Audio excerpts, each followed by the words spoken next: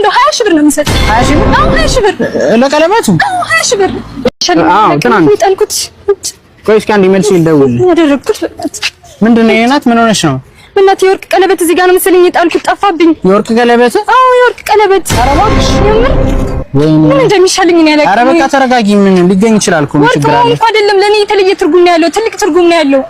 ወይኔ ምን እንደሚሻለኝ እኔም ቢሆን እፈልግልሻለሁ፣ ችግር የለውም። የምር ትፈልግልኛል? አዎ ምን ችግር አለው? እሺ ደስ ይለኛል። እና 20 ሺህ ብር እሰጣለሁ ካገኘው፣ እንደው 20 ሺህ ብር ነው የምሰጥ። 20 ሺህ ብር? አዎ 20 ሺህ ብር ለቀለበቱ? አዎ 20 ሺህ ብር። ይሄ በጣም ትልቅ ትርጉም ነው ያለው። እባክህ እዛ አካባቢ ነበርሽ እንዴ? በቃ ችግር የለውም እፈልገዋለሁ። አዎ ቁጥሬን ያዘውና ካገኘው ትሰጠኛለሽ እንዴ? ችግር የለውም። 20 ሺህ ብር ነው የምትሰጪው? አዎ 20 ሺህ ብር። እሺ 09 20 ሺህ ብር? ኧረ እንዴ ቀለበት እንዴ ቀለበት አገኘልኝ እንዴ ወንድሜ? አልገባኝም። ኧረ የቀለበት እኮ የኔ ነው፣ ጠፍቶኝ እየፈለኩ ነበር። እባክህ እኔ ወርቁ አግኝቼ ዝም ብዬ ጅል ነው አይደለም። ቆይ ጠፍቶኝ ነበር ወንድሜ፣ ለኔ ልዩ ትርጉም አለው። በእናትህ ቀለበት ትከፍላለህ? ችግር የለውም እከፍላለሁ። 5000 ብር ትከፍላለህ? እከፍላለሁ፣ ችግር የለውም። አዎ አካውንቴን ንገረኝ፣ ለኔ ልዩ ትርጉም አለው። እሺ ስጠኝ። 1000 እንዴ ቆንጆ ተሳካሙ። 5 ተቀበልኩ።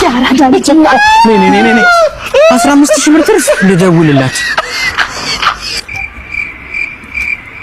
ይቅርታ የደወሉላቸው ደንበኛ በደንብ አጭበርብሮታል። እሱን ቀለበቱን ለቁራሌው ሽጡት። አተርፍ ባይ አጉዳይ